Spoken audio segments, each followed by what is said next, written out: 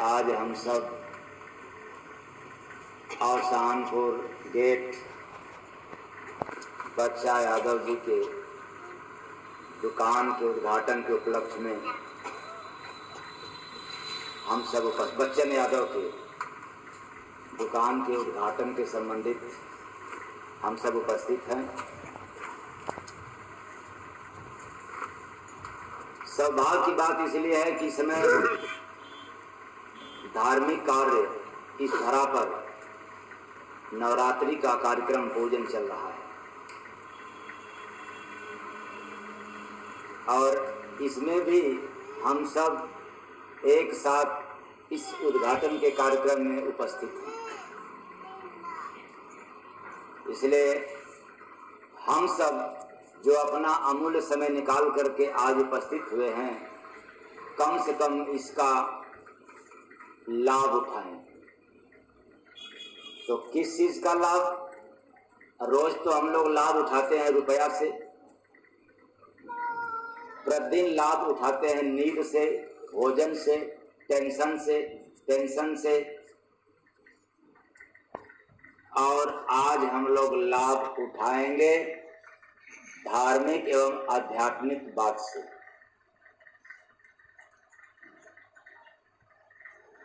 तो तैयार हैं आप लोग? तो शुरुआत भजन के साथ। साहेब सबका दुनिया में बड़े झमेले हैं, पर सतगुरु मेरा सहारा है। दुनिया में बड़े झमेले हैं, पर सतगुरु मेरा सहारा है। पर सतगुरु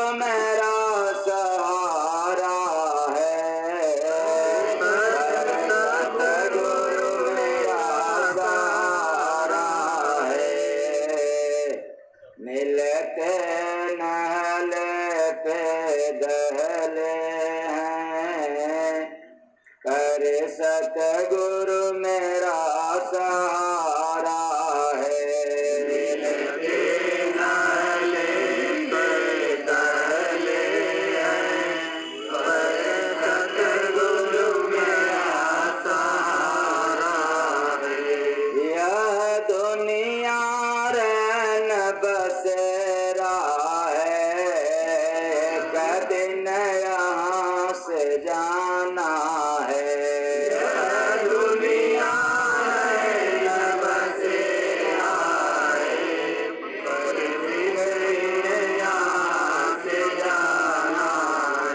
सभी लोग जानते हैं कि एक दिन यहाँ से जाना है, फिर भी करते हैं मनमाना। यह दुनिया रैन बसेरा है, एक दिन हो यहाँ से जाना है। दुनिया रैन बसेरा है, एक दिन क्या तू मान के अपना बैठा, यहाँ से कुछ ना पाना है। मान के बैठा, यहाँ से कुछ ना पाना है।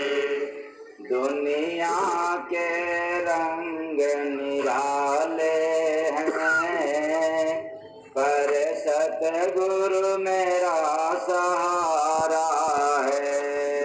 दुनिया के रंग निराले हैं, पर सतगुरु मेरा सहारा है।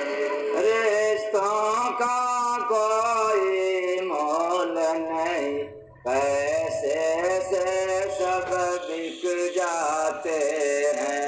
रिश्तों का कोई मोल नहीं,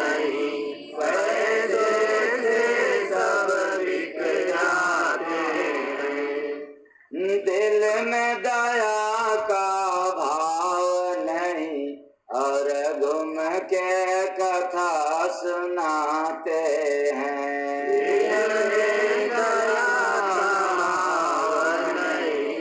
और घूम के कथा सुनाते हैं। मनमुखों के जीवन काले हैं। ये मनमुख कौन? जो अपने मन के मुताबिक पूजा पाठ तीर्थ व्रत वेद पुराण कुरान परिवार समाज देश का काम करता है। करता तो है लेकिन अपने मन से करता है। ऐसे लोग मनमुख होते हैं, ये काल के चेहरे होते हैं। तो मनमुखों के जीवन काले हैं, पर सतगुरु मेरा सहारा है। मनमुखों के जीवन काले हैं, पर सतगुरु मेरा सहारा है। सतगुरु से रिश्ता बनाओ भाई, वही तो एक सहारा है।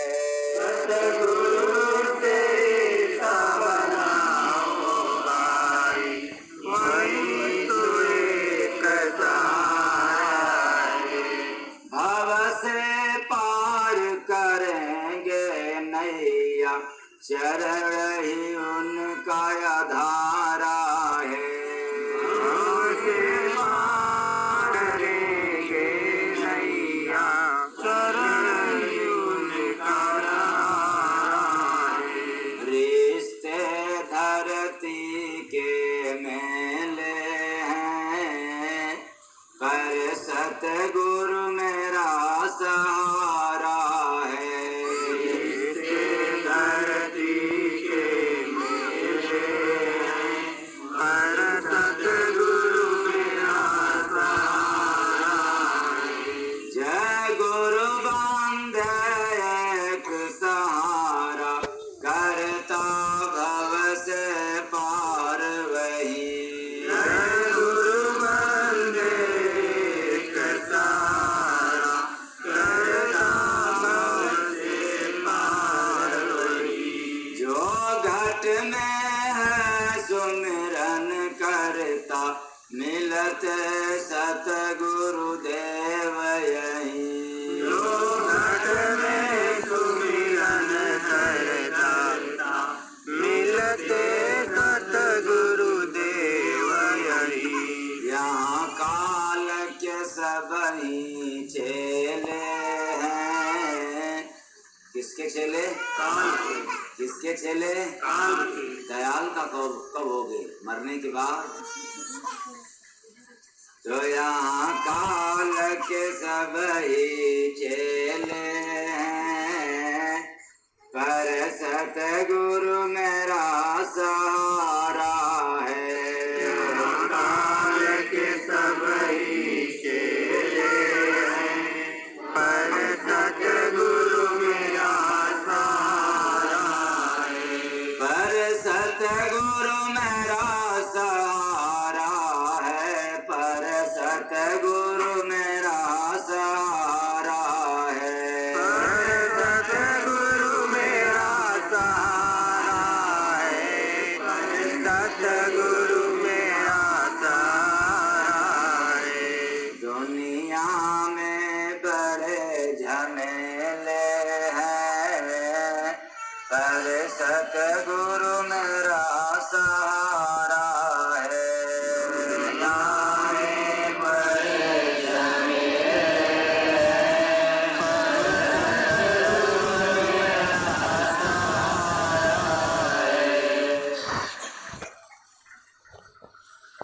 साहेब सबका सबका। तो आप लोगों ने भजन सुन लिया। एक शब्द जो है सुनाई पड़ना चाहिए समाज को। कोई जरूरी नहीं है कि बहुत दूर तक जाए, पर जितने हैं एकदम स्पष्ट सुनाई दे। तो दुनिया में बड़े झमेले हैं, पर सतगुरु मेरा सहारा है।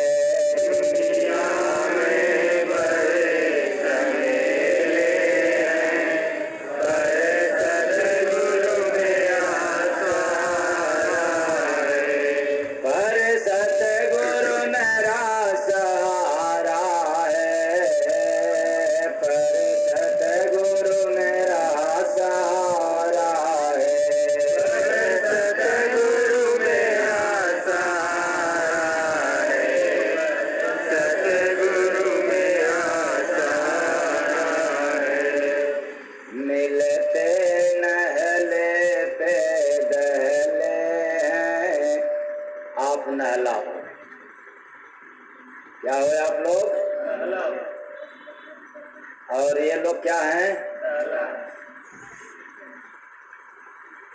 अच्छा, ऐसा तो नहीं ना कि दोनों पक्ष मेरे से नाराज हो रहा हो।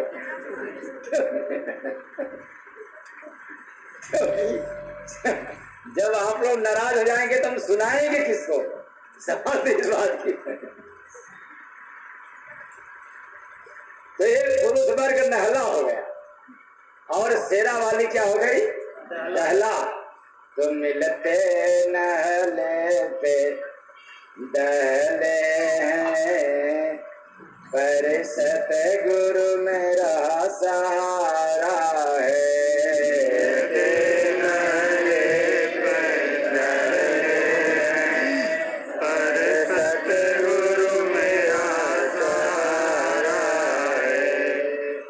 शादी काट दे तो फिर आप लोग सही नहीं कर सकते, और यदि सही कर दी तो आप लोग काट नहीं सकते।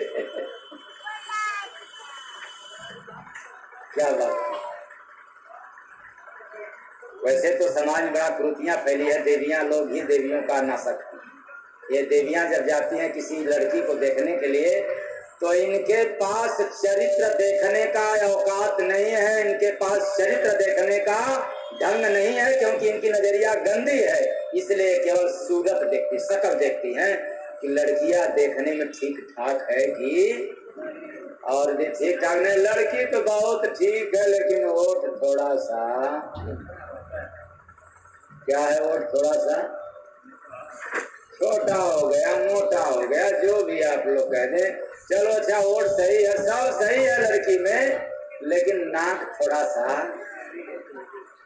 क्या गजब है शेरा वाली। विधाता ने भी आपकी अजब गजब रचना की।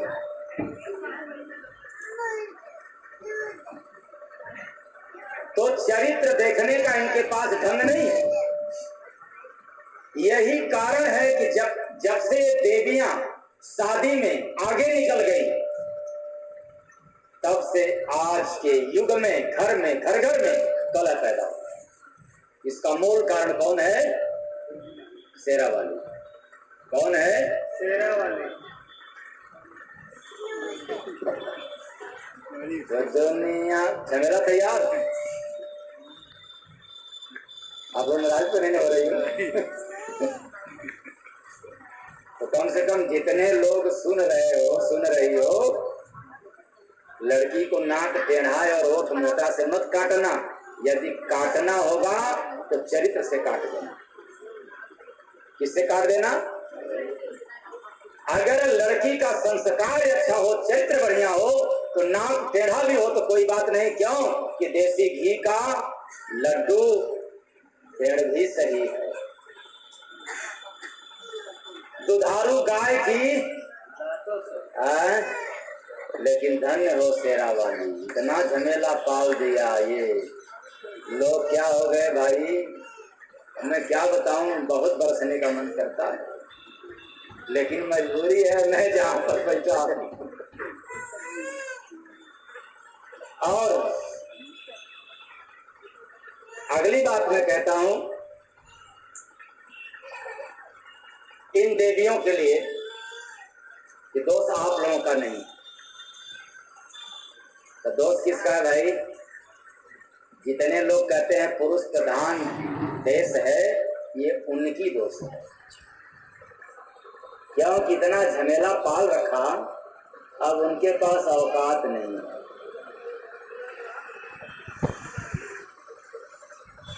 तो दुनिया में बड़े झमेले हैं, पर सतगुरु मेरा सहारा है।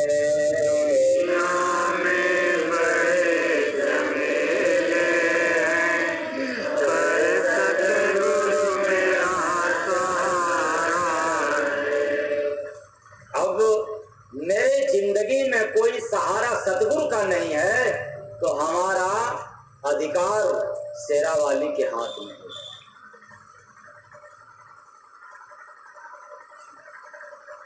चारों तरफ अंधेरा ही अंधेरा। इस पर मैं कहता हूं कि जब जिंदगी का कोई भी चैनल साफ न दिखाई दे, याद करना इस लाइन को, यदि जिंदगी का कोई भी चैनल साफ दिखाई न दे तो रिमोट कंट्रोल सबके हाथ में नहीं, रब के हाथ में दे देना। किसके हाथ में? सबके हाथ सौंप दिया तो शेरा वाली पहले आपकी नाव डुबोएगी, और रब के हाथ दे दिया तो आप संभल जाओगे, बच जाओगे। तो वही रब तो है। गुरु दूसरा रूप है साकार, और ईश्वर दूसरा पहला रूप है निराकार। इसके बीच में जितना भी रूप है ये सब मोहित करने वाला है, ये सब अक्लमंद करने वाला है, ये सब नापसंद और पसंद करने वाले। और ये जो दो रूप मैंने बताया, साकार रूप, निराकार रूप। साकार कौन है? साक्षात संत सदगुरु ईश्वर का दूसरा साकार रूप है। और आप लोग समझ गए मंदिर और मस्जिद, यही ना? वो साकार रूप नहीं है, वो आस्था रूप में है, वो जड़ रूप में है मंदिर मस्जिद। लेकिन साकार रूप में चेतन आपका दूसरा रूप सदगुरु होते हैं, और पहला निराकार रूप में ईश्वर होते हैं। यदि हमने रब के हाथ में सौंप दिया रिमोट कंट्रोल तो हम संभल गए, और नहीं सौंपा तो फिसल गए, गिर गए। क्योंकि जिंदगी की कोई गारंटी नहीं।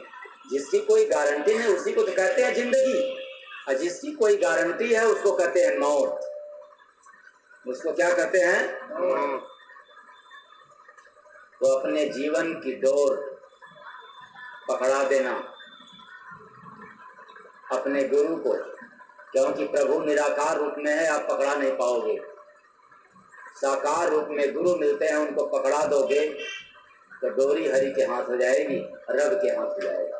सहारा आपका मजबूत हो जाएगा, आप कहीं इधर उधर बौखला नहीं सकते हो, फिसल नहीं सकते हो, गिर नहीं सकते हो। वरना सभी लोग फिसल रहे हैं इस जंजाल में, इस झमेले में, माया के मेले में।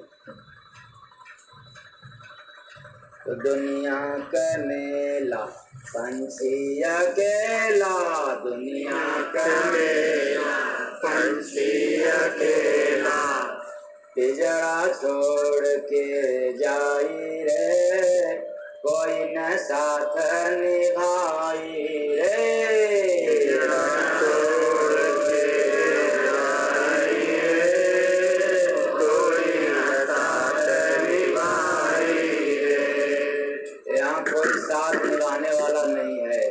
न शेर निभाने वाला है शेरा वाली की साथ, और न शेरा वाली निर्वहन करने वाली है शेर। आप लोग सुने होंगे, जितने पुराने होंगे, हमारे जमाने से पहले की बात मैं कह रहा हूँ, बाप दादा के जमाने से चला आ रहा है कहावत कि ऊंट और सियार की बड़ी घनिष्ठता थी, बहुत दोस्ती, जबरदस्त था इसका ऊंट और कहाँ शेर कहाँ बकरी, लेकिन फिर भी दोस्ती थी। और ऊंट का पेट तो भाई बड़ा लंबा बड़ा मोटा, और सियार का पेट बड़ा छोटा। जब दोनों दोस्त चलते थे जीविकोपार्जन के लिए, पेट पर्दा के लिए, तो सियार थोड़ा सा भी घूमने के बाद पेट भर लेता था। अब बेचारा ऊंट का पेट भरेगा तब तक सियार राम अपना आवाज दे देते थे।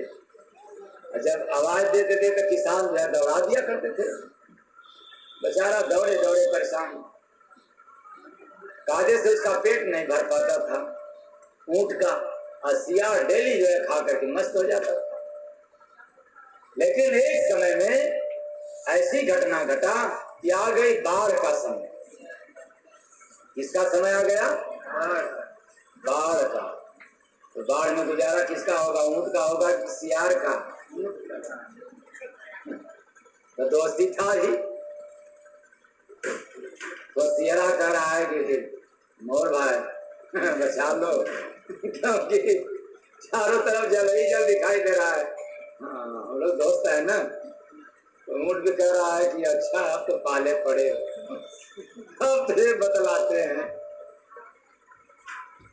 तो कहा ठीक है, तब क्या चाहते हो? तो सियार कह रहा है कि आप हमें इस पानी से बचा ले। सियार को अपने पीठ पर ऊंट ने लाद लिया और पानी में चल दिया। जाते जाते जाते जाते जाते जब बीच मझधार में पहुंचता है ऊंट, क्या करता है पता है?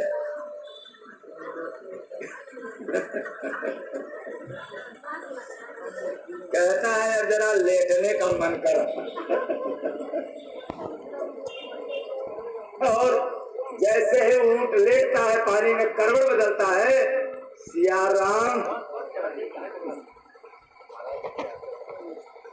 ऐसे ही आप लोग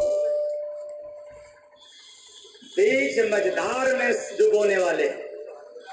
ये जितने पति पत्नी माता पिता बेटा बेटी कुटुंब कबीला नात रिश्तेदार परिवार हैं, ये सब बीच धार में डुबोने वाले हैं। कोई पार करने वाला नहीं है। पार करने वाला तो मात्र एक है, गुरुबिन भव निधि। रामचरितमानस की प्रमाण है ये। गुरुबिन भव निधि तरई न कोई, ज्यों बिरंच शंकर सम होई।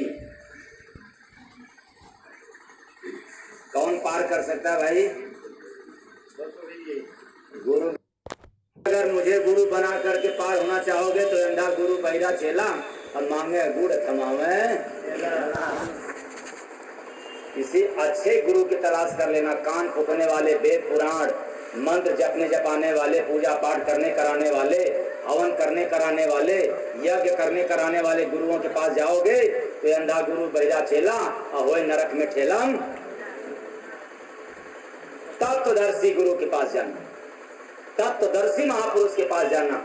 जब उनके पास जाओगे तो जीवन की डोर दे देना, वो तुझे पार कर देंगे। तो बड़ा झमेला है,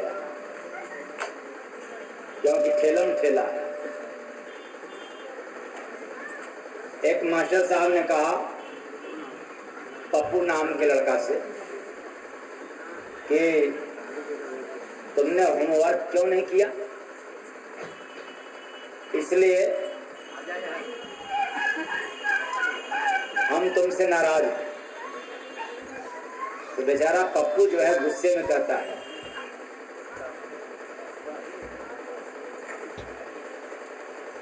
कि क्या मैं होमवर्क करूं?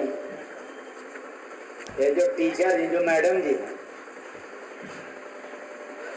जब भी स्कूल में जाता हूं तो मुर्गा बना देती। क्या बना देती हैं? मुर्गा। इसलिए बेचारा बहुत ही मायूस होकर कहा कि मैडम जी इस बार मुर्गा न बनाइएगा। तो क्यों? होमवर्क नहीं किया तो क्यों नहीं बनाएंगे? तो कह रहा है कि मैडम जी हम वेज हैं, ऐसा कीजिए कि मटर पनीर बना लीजिएगा, लेकिन मुर्गा।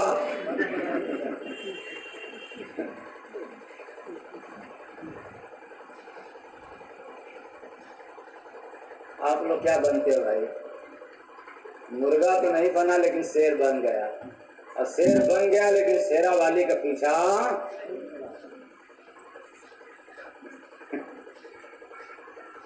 तो बड़ा झमेला। तो मैंने कहा 7 फेरे से झमेला प्रारंभ हुआ। 7 फेरे में झमेला, क्योंकि 7 फेरे लगाते हैं तो पहले वचन, कितने वचन पढ़ा जाता है?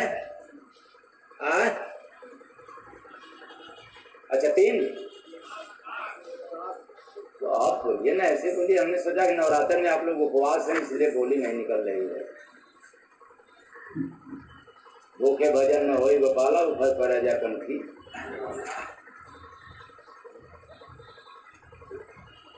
तो 7 वचन कितने लोगों को याद है? 7 वचन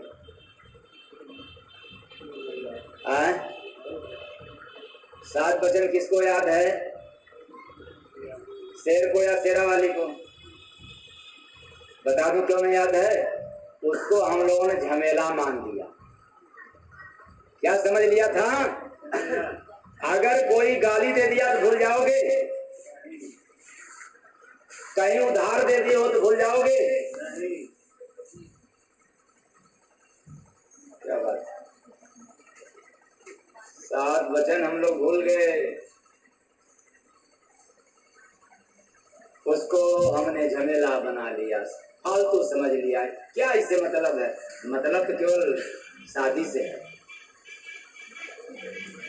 आए चेतन प्राणियों, नर एवं नारियों,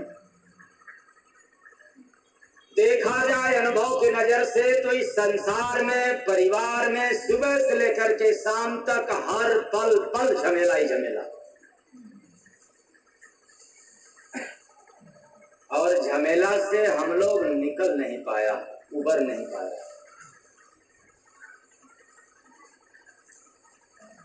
तो जब उबरना होगा तब क्या करना होगा?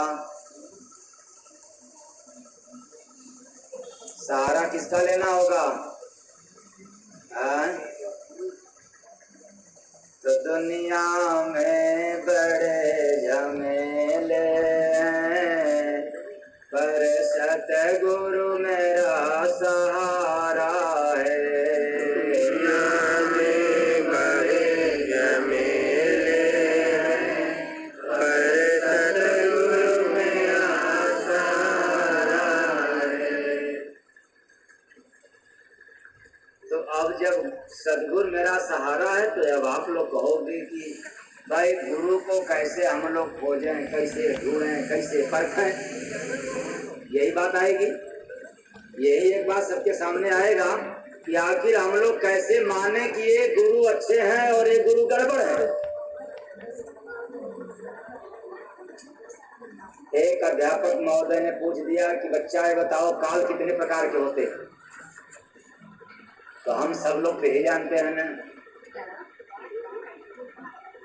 भूतकाल, वर्तमान काल और भविष्य काल। लेकिन वो लड़का हाथ उठाया, हाँ शाबाश शाबाश बेटा बताओ काल कितने प्रकार के? तो कह रहा जी डायल काल। कौन काल? डायल काल। रिसीव काल और मिस काल। तीन काल हो गया।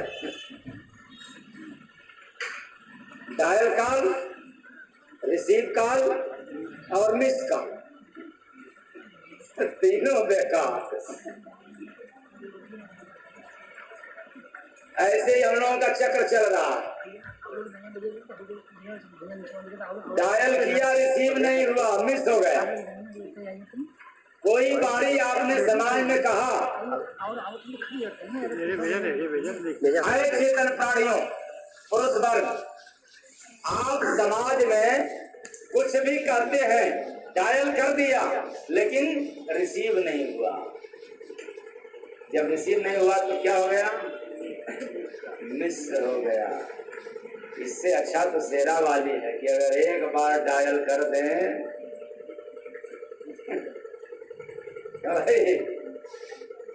फिर दोबारा में पूछ रहा हूँ, नाराज नहीं हो रहे? इनका यदि मिस काल भी चला गया तो भी आप रिसीव काल में हो जाओगे और डायल काल में हो जाओगे। बोलो हाँ या ना?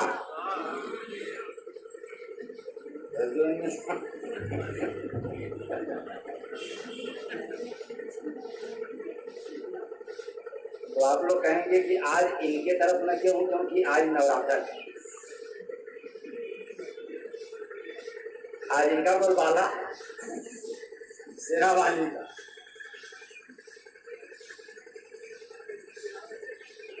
तो हम सब सोए पड़े हैं इस झमेला में, अज्ञानता में,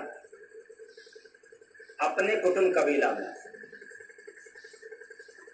इस झमेला से कभी आपको फुर्सत नहीं निकला, आपने कभी चेता नहीं, कभी जगा नहीं, इस झमेला में फंसा ही रह गया और उलझा ही रह गया। कब निकलोगे भाई? श्री राम नाम, तब क्या करोगे निकल करके? तब तो काल के हाथ दिख गया। अब तो जिंदगी गई, जिंदगी में से प्राण निकल गया, जिस आत्मा को पा करके परमात्मा से मिलना था, वह आत्मा को आपने खो दिया झमेला में। झमेला भी साथ नहीं, वो भी छोड़ दिया और प्रभु के करीब नहीं हो पाया। तो प्रभु भजन बिन सोने वाले क्या लेकर के जाएगा। प्रभु भजन बिन सोने वाले क्या लेकर जाएगा। यह दुनिया है मोह का मेला, अंत समय पछताएगा। प्रभु भजन बिन सोने वाले क्या लेकर के जाएगा। प्रभु भजन बिन सोने वाले क्या लेकर जाएगा। ये दुनिया है मोह का मेला, मोह नगर है। यहाँ रूप की नगरी है। रूपों को देख करके हम सब मोहित हो गए और भूल गए कि यहाँ से क्या लेकर के जाना है, जहाँ पे आत्मा जाता है। तो धन दौलत या रूप जवानी,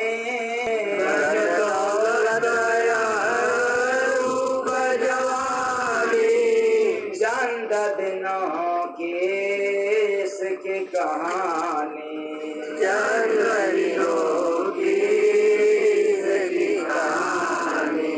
समय का मोल न करने वाले, इसका मोल, अरे जितने लोभी हैं ये धन का मोल क्या कर दिया, दुकान मकान का मोल कर लिया, परिवार की अपने मोह कर ली, कीमत समझ लिया, लेकिन समय की कद्र नहीं किया। समय का मोल न करने वाले क्या हो जाएगा। समय का जो मोल नहीं करता उसका क्या हो जाता है। कौन उसको खराब करता है, समय खराब कर देता है। कौन खराब करता है, समय।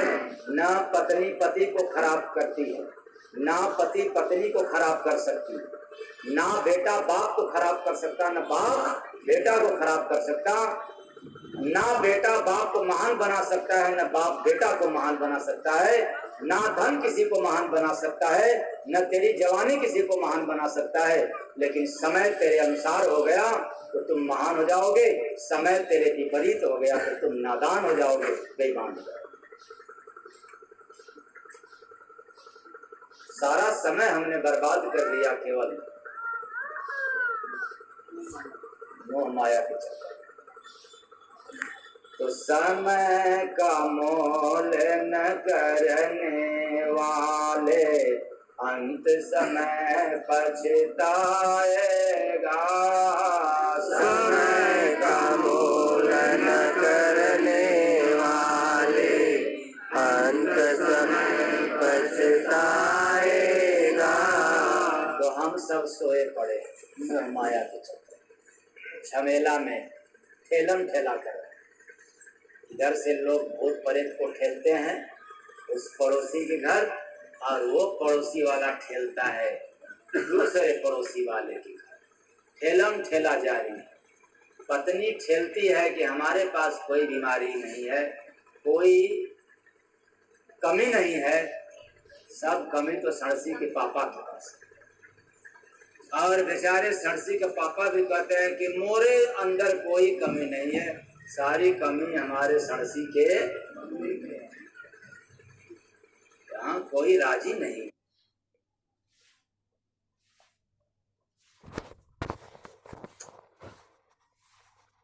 किसी के पास ताकत नहीं है, झमेला में इस कदर फंस गया कि अब निकल नहीं सकता। निकलना है तो क्या करना पड़ेगा भाई? सतगुरु बिना फंसा तो जग में। निकलने की बात मैं अब सुना रहा हूं, क्योंकि समय धीरे धीरे बड़ी कुछ कह रही है। तो सतगुरु बिना फंसा तो जग में, मन मुख बना है भाई जीवा, सीधे नरक में जाई जीवा, सीधे नरक में जाई जीवा, सीधे नरक में जाई। टेढ़ा मेढ़ा रास्ता नहीं है नरक का, सीधा रास्ता है, कहीं भटक भी नहीं सकता। बल्कि स्वर्ग में जाना होगा तो एक बार भटक जाओगे, लेकिन नरक में जाना होगा तो भटकाव नहीं है, क्योंकि वहाँ 4 लाइन नहीं, 4 लेंथ नहीं बना है, 6 लेंथ बना है। जाते रहो, आते रहो, जाते रहो, आते रहो, ट्रैफिक जाम नहीं है। तो ट्रैफिक जाम नहीं होता, खुला है रास्ता नरक का। क्योंकि काम, क्रोध, लोभ, मोह, राग, द्वेष, ईर्ष्या, चुगली, कपट, अभिमान, जाति, मजहब, मंदिर, मस्जिद, पूजा पाठ, तीर्थ, व्रत, सब सीधे नरक का द्वार है, सीधे नरक का द्वार है। इस नील नरकों से बचना है तो बस हरि भजन आधार है। कौन आधार है? हरि भजन, हरि का भजन।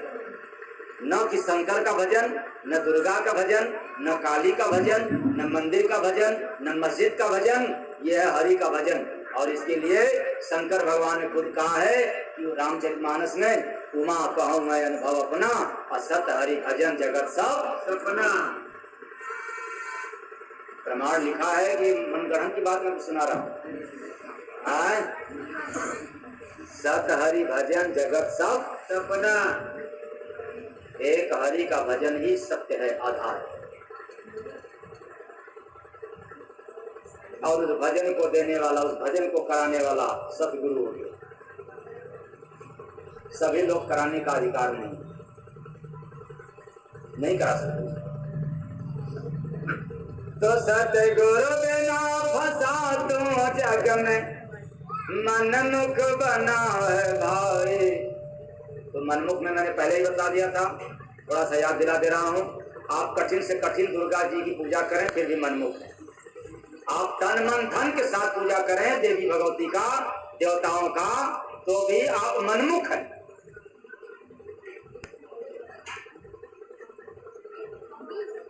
सन्मुख तो गुरु के हुआ जाता है। तो सतगुरु बिना फंसा तो जग में, मन मुख बना है भाई जीवा, सीधे नरक में जाई जीवा, सीधे नरक में जाई जीवा, सीधे नरक में जाई। तो कुछ लोगों को शंका ही हो गया होगा कि तब क्या करें, हम तो पूजा पाठ सब फर्जी है। नहीं, पूजा पाठ फर्जी नहीं है। पूजा पाठ में अर्जी लगाओ, दिन रात अर्जी लगाओ, लेकिन यह मान करके कि हमें भवसागर से पार कर देंगे, तब तेरा पूजा पाठ मिथ्या हो जाएगा।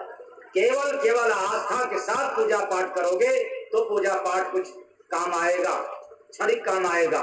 लेकिन इस जीव को सीधे तारनतार के लिए, प्रभु से जोड़ने के लिए यदि पूजा पाठ करोगे तो ऐसा न हुआ है, न ऐसा कभी होगा। इस जीव को केवल तारनतार करने वाला हरि का भजन है। पूजा करना हमारी आस्था है, पहली सीढ़ी है, ये हमारी आस्था। तो आस्था को चोट नहीं देना है, आस्था को खत्म नहीं करना है, क्योंकि आस्था खत्म हो जाएगा तो आप भजन नहीं कर पाओगे, आप नास्तिक हो जाओगे। इसलिए कम से कम आस्तिक तो बने रहोगे। इसलिए व्यवस्था है आस्था को जिंदा रखने की। लेकिन यहाँ आस्था ही टिक सकता है, विश्वास नहीं हो सकता। विश्वास तो मात्र हरि भजन में।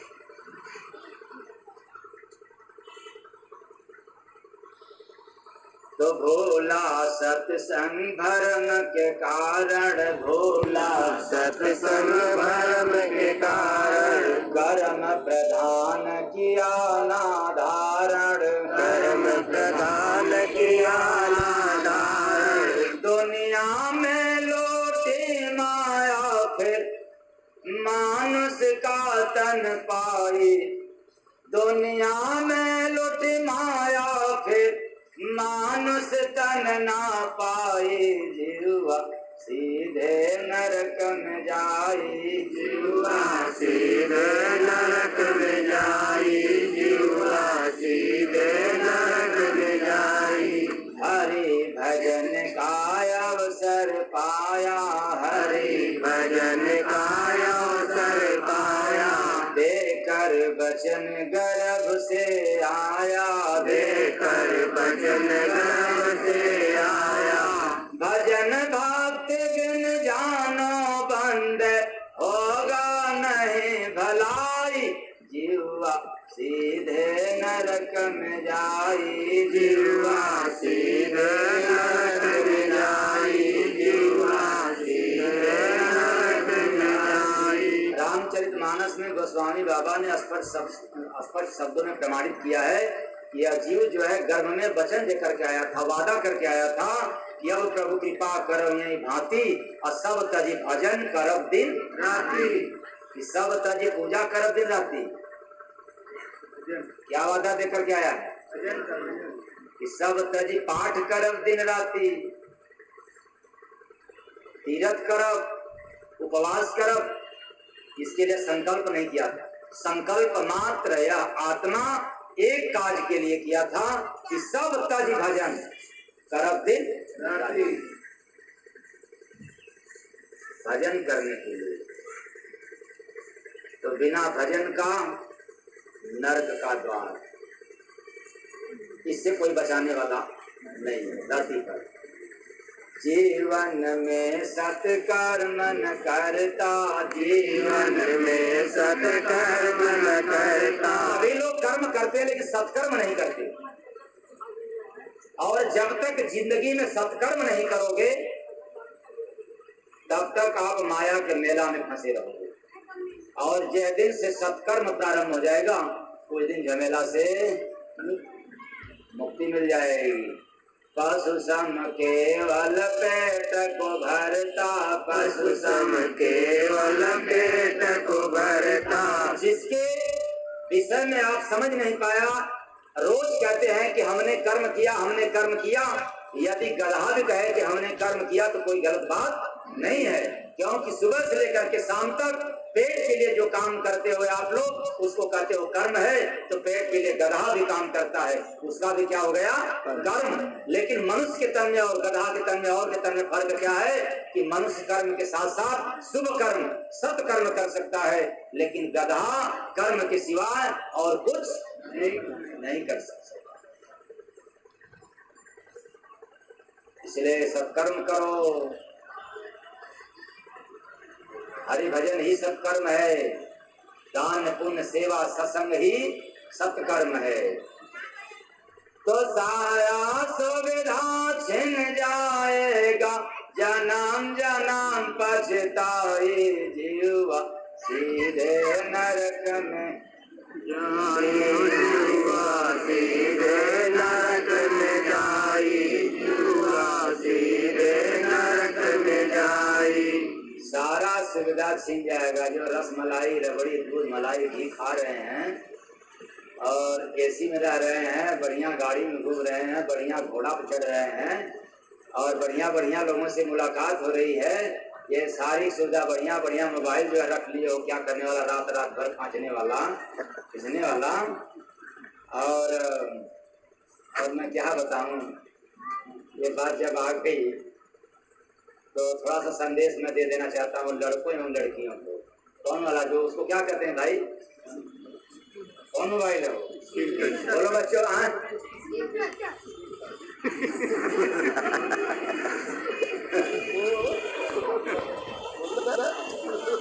स्क्रीन टच अवल बच्चे बहुत अच्छा है, तो याद रहेगा। काफी बिस्कुट नमकीन ये बच्चों को डोसा समोसा चाउमीन क्या क्या है सब याद रहेगा, लेकिन बच्चों से पूछ लिया जाए कि बच्चों ये बताओ राम के पिताजी का क्या नाम है, हमें क्या पता। सीता मैया के पिता का नाम क्या है, क्या बात, ऐसी संस्कार हो गया स्क्रीन टच के चक्कर। और जितने लोगों के बच्चों के पास एक खींचने वाला, हमें तो बार बार नहीं करने आता भाई, इसकी टच हम घबरा जाएंगे तो आप लोग हम हंसोगे, मजाक उड़ाओगे। तो ये जितने खींचने वाला जितना मोबाइल है, जिन जिन बच्चों के पास है, थोड़ा हफ्ता में मोबाइल को भी रेस्ट दिलाया। गार्जियन लोग एक हफ्ता में एक दिन जो है क्या कर दिया करें। आधे बच्चे अगर फांसी लगाने के लिए न कर दें तो फिर कहना मेरे से, क्या लगाने के लिए? अरे मान लो फांसी नहीं लगाएंगे तो भूख हड़ताल कहेंगे, हम खइबे नहीं करेंगे। क्यों तो दे दो। और याद रखना, जितने बच्चों के पास ये स्क्रीन टच मोबाइल है, यदि उनका डबल लॉक है, ट्रिपल लॉक है, हर जगह लॉक है, तो समझो दाल में मैं तो कहता हूँ कि माँ काला है।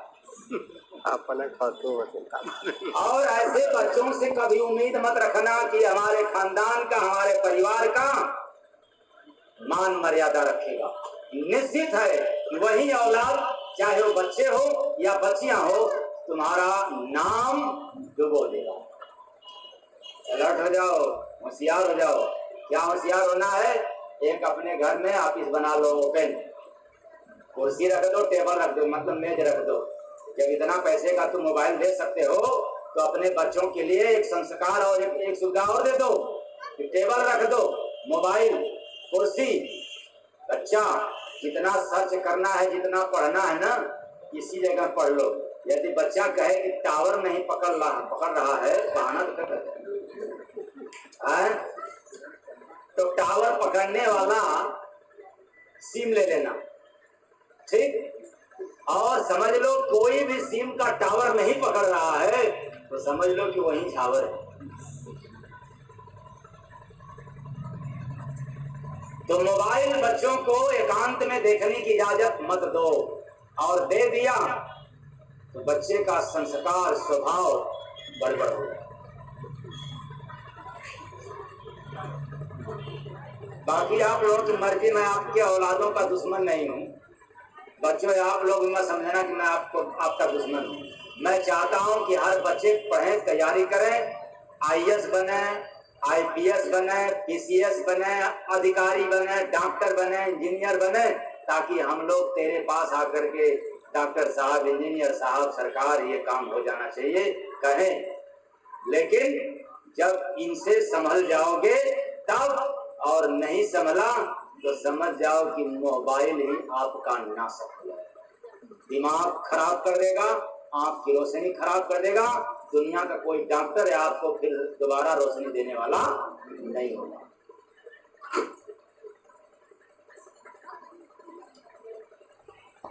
तो सारा सुविधा अब गधा के तन में जब जीव जाएगा तो दे दिया जाए स्क्रीन वाली मोबाइल, तब क्या करोगे भाई?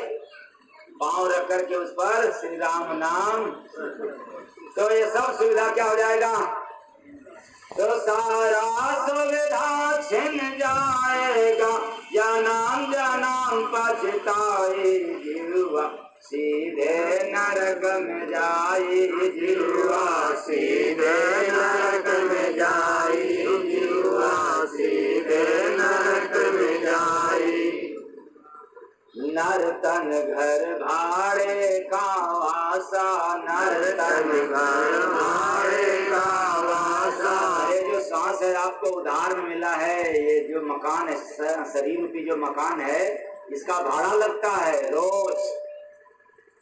जैसे आप दुकान का मंथली देते हो, मकान का मंथली देते हो, लेकिन इस मकान का मंथली नहीं, क्योंकि उस दुकान मकान को आप बनाए हो, और इस मकान को तैयार करने वाला एक कारीगर है, एक परमात्मा, एक प्रभु है, एक मालिक है, एक गॉड है, एक रब है। इसलिए प्रतिदिन किराया देना पड़ता है।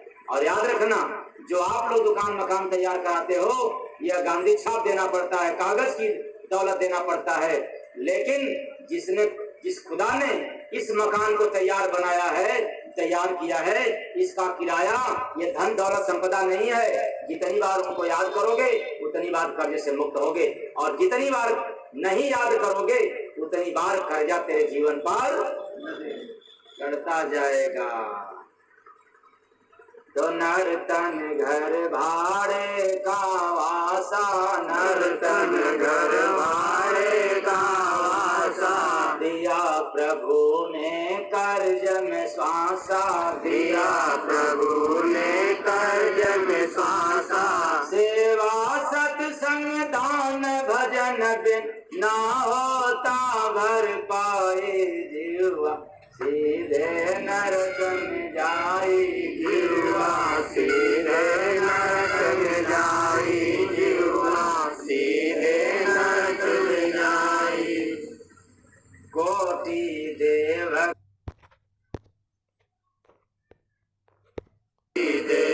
कोई बनाया।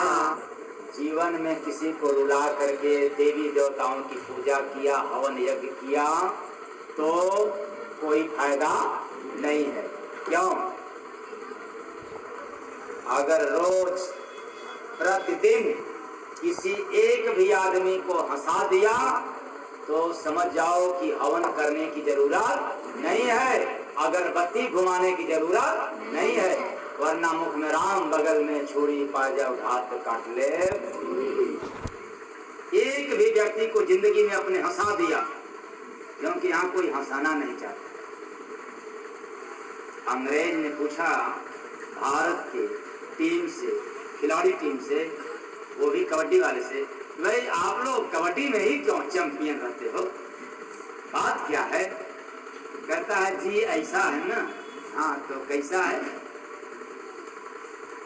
भाई? अब आप लोग अपनी भाषा में कहना ऐसा है कैसा है कैसा है, हमें कहने नहीं आता है, इसलिए ऐसा है साहब। हाँ तो बताओ कैसा है? तो ऐसा है कि हमारे देश में जब कोई ऊंचाई हासिल करना चाहता है, मंजिल पे पहुंचने वाला होता है, तो हम लोग क्या पकड़ लेते हैं? क्या पकड़ लेते हैं? ताकि वो मंजिल ऊंचाई हासिल ना कर सके। इसलिए साहब हम लोग माहिर हो गए कबड्डी खेलने में, टांग पकड़ने में। आपकी भी टांग पकड़ के दिखाऊं?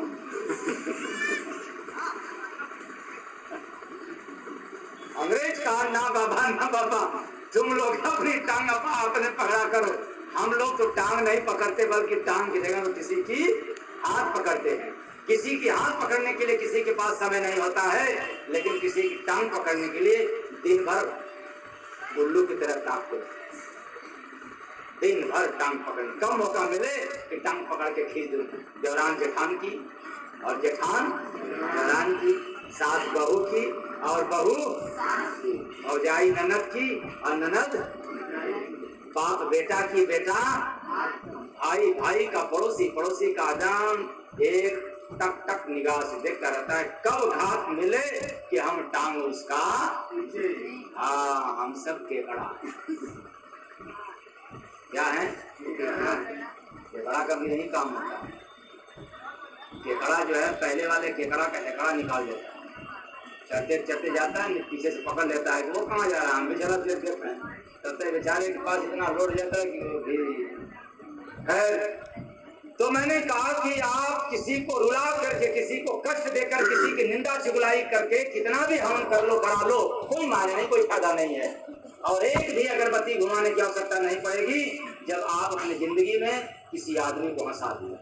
क्योंकि हंसाने का जो गुण है ये बीमारी को दूर करने वाला होता है।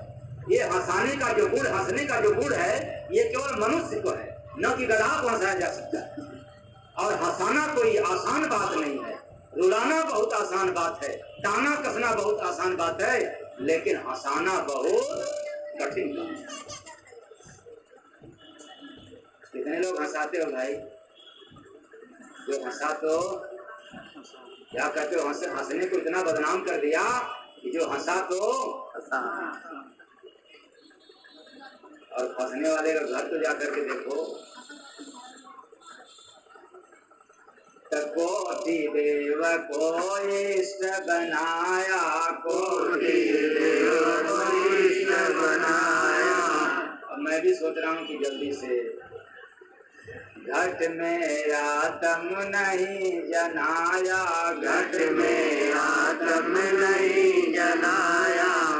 अब कुछ लोग होंगे जिनको कि ये होगा कि यहाँ तो राम कथा सुनाई नहीं दे रहा है, भागवत कथा हो नहीं रहा है, शिव पुराण हो नहीं रहा है, शिव चर्चा का नाम नहीं लिया जाता, खैर हो नहीं रहा है, तो अब कैसे काम चलेगा।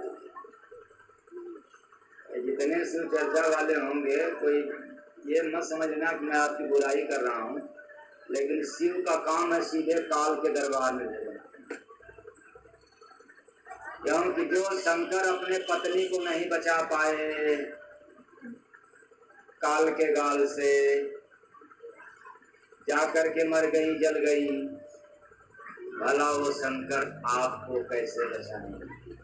हाँ, पूजा करना है तो कर लो, इसमें कोई शंका नहीं, दो राय नहीं, एक राय से पूजा करो, लेकिन काल से बचने के लिए नहीं। काल से बचने के लिए तो गुरु के शरण में ही जाना पड़ेगा। तो घट में आत्म नहीं जनाया, घट में आत्म नहीं जलाया। अनुभव संत शरण में मिलता, मन ले कर नाया, जीवा सीधे नरक में जाई, जीवा सीधे नरक में जाई, जीवा सीधे नरक में जाई। भव से पार तो बिरला जाता, भव से पार तो बिरला जाता। सतगुरु नाम जो घट में गाता, सतगुरु नाम जो घट में गाता।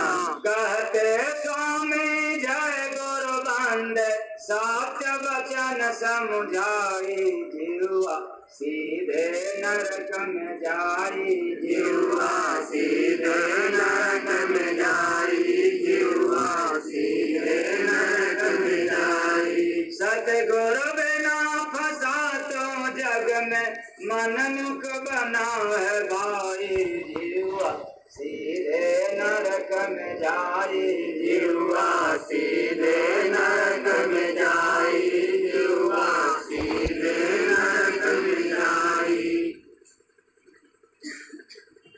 तो सीधा नरक का द्वार है ये झमेला। काम, क्रोध, लोभ, मोह, राग, द्वेष, यह भी झमेला है। काम ने इतना लफड़ा पाल दिया कि काम से फुर्सत नहीं निकाल पाते हम लोग, और जिसने काम को रोक लिया वो झमेला से मुक्त हो गया। जिसने लोभ को रोक दिया वो झमेला से मुक्त हो गया। जो निंदा चुगलाई को रोक दिया वो झमेला से मुक्त हो गया, और जिसने कर दिया वो फंस गया। तो दुनिया में बड़े झमेले हैं, पर सतगुरु मेरा सहारा है। दुनिया में बड़े झमेले हैं, पर सतगुरु मेरा सहारा है। सुनाना तो और भी था, इसके बारे में स्पष्टीकरण करने के लिए थोड़ा और वक्त चाहता, लेकिन न आपके पास समय है न मेरे पास समय है। यहाँ समय की कीमत है। आप भी अपने काम में लग जाएंगे, हम भी अपने राम में। आपके पास केवल काम है, हमारे पास राम भी है, उसके बाद काम है। आपके पास राम नहीं है, केवल काम है। तो आप अपने काम में, हम अपने राम में। बस आज इतना ही। यदि मेरी वाणी आप लोगों को गहरा चोट पहुंचाया हो ना समझने के कारण, तो अपने घर का सेवक समझ करके मुझे क्षमा कर दीजिएगा। आशा रखता हूं कि आप लोग क्षमा करेंगे। साहेब सबका, साहेब सबका।